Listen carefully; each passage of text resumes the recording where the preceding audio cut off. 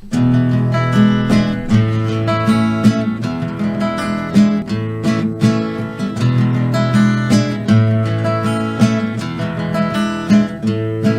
prima volta che l'ho presa in cura, nessuno mi ha costretto, vabbè lo ammetto.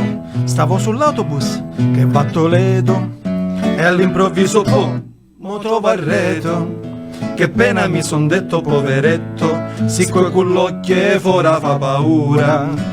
Che sto per forza la già piglia in cura l'ho tenuto un mesetto.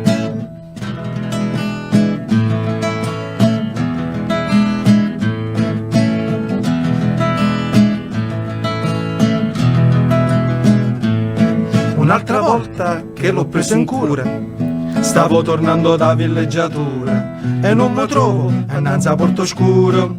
Casi deve capate in faccio mura. Lo guardo e penso a un caso disperato, l'ha già studiato con molta più attenzione. A rapa porta e chiude la serratura e mo ripiglio una tavota ancora.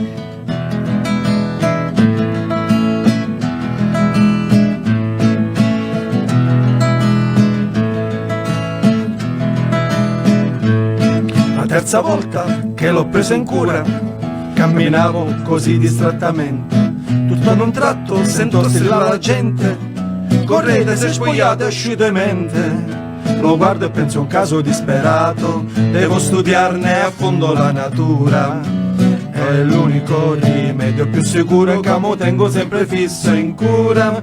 E già, fare il dottore è una missione, si sa,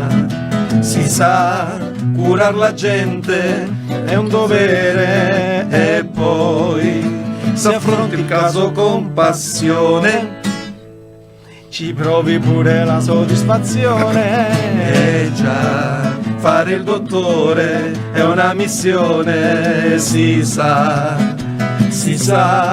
curar la gente è un dovere e poi se affronti il caso con passione ci provi pure la soddisfazione. La la la la la la la la la la la